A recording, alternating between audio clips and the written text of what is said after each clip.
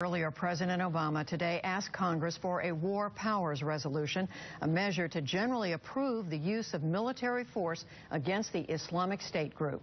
Here's Jeffrey Brown. The question now, how will Congress respond to the proposal, the first such war powers request from this president? We're joined by two senators, Virginia Democrat Tim Kaine, who's pushed for a resolution granting war powers to go before Congress, and Nebraska Republican Deb Fischer, who's just returned from a briefing and discussion on this issue for Senate Republicans. And Senator Fischer, let me start with you. What are you hearing from your colleagues? Some have already said they think this is too narrowly drawn, not giving this president and the next one enough flexibility. What do you think? What I'm looking forward to is a discussion by Congress on the resolution. We're going to have committee hearings. We're going to be calling witnesses, really get some facts from the administration. What I like to say is we're going to do our jobs, and it's going to be open, it's going to be transparent, so that the public understands what the president is asking for, how Congress is responding to his request, and have that open process. Well, Senator Kaine, we heard you earlier in the program saying that the resolution leaves perhaps too much room for the president. Explain the concerns you have. Well, first, I'm very glad that the president sent this to Congress, because we shouldn't be at war without a congressional debate and vote. And there's much in the authorization that I like. We passed one in the Senate Foreign Relations Committee in December, and it's similar in many instances. The provision about ground troops makes me nervous because it's kind of vague and broad. It basically says ground troops can't be used for enduring offensive combat operations, but it doesn't describe what that means. And one lesson I think we should have learned from the authorizations that were passed in 2001 and 2002 is vague, undefined language can you into circumstances that you didn't contemplate. So, as Deb mentioned, we're going to be having hearings, and those hearings will be to pepper witnesses with questions and put some shape and definition to the authorization based on how the hearings go. Deb Fischer, what do you think about that language, specifically about ground troops? Well, you know, I'm looking forward to having the administration explain what they mean by that. I kind of disagree with my colleague here. I believe a commander-in-chief needs to have flexibility. I think a commander-in-chief should be able to listen to his advisors, to the generals, to the Joint Chiefs of Staff, who are going to provide him with facts, with information on what's happening on the ground, and then he needs to have that flexibility in order to make a wise decision on how best our country is going to be served.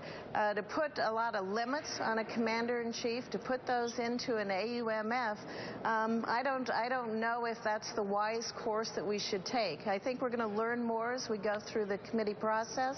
There'll be a number of committees that are going to be involved in that process, and I'm hopeful that the administration will put forth a strategy, an end game that we haven't seen so far. You know, Tim Kaine, another key issue here, and contentious, the president proposes replacing the 2002 authorization that was for use of force in Iraq, right, but not the 2001 authorization after 9/11.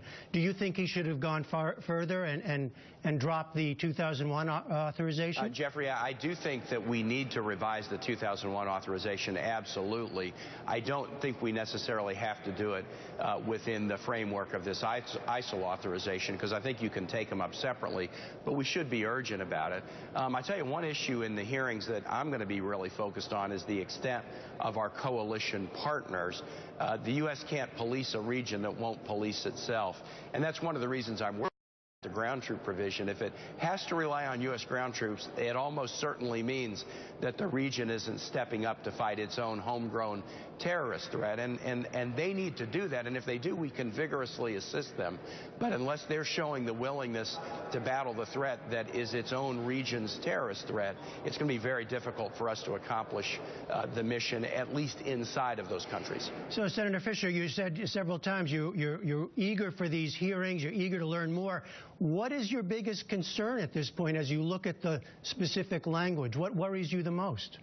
Well, as I said earlier, what I'm looking for is an end state. What's the strategy here? We haven't really seen what the goals are.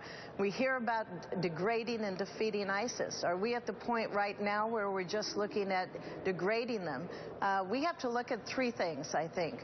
What's going to happen with Syria? How are we going to address Assad? How are we going to then look at Iraq? What are we looking for in Iraq? It's very destabilized country there.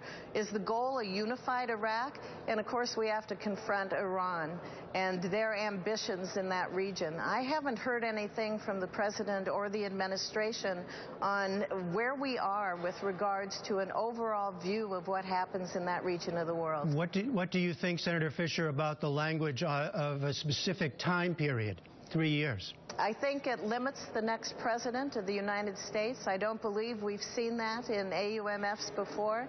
To put that 3-year time period on is a limitation that doesn't give the president, either this president or the next president, the flexibility that they need. And Senator Kaine, what do you think about that time period? I think we need a sunset because what we learned in the aftermath of the very brief authorizations that were passed by Congress in 2001 and 2002 is if you impose no limitation in time, no limitation in geography, and in vague and undefined terms, then you lead to a situation where Pentagon officials today say that they think we'll be in the war declared in the 01 AUMF for another 25 or 30 years. That's not what Congress intended when they passed the law. And a sunset doesn't mean operations finish. It just means that a president has to come back to Congress and say, here's the status.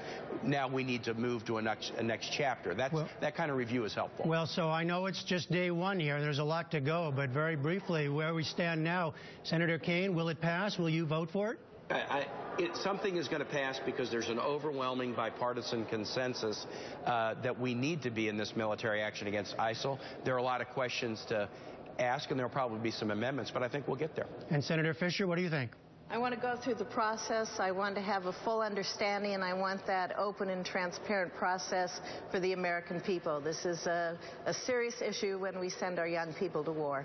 Senator Deb Fisher, Senator Tim Kaine, thank you both very much. Thanks so much. Thank you.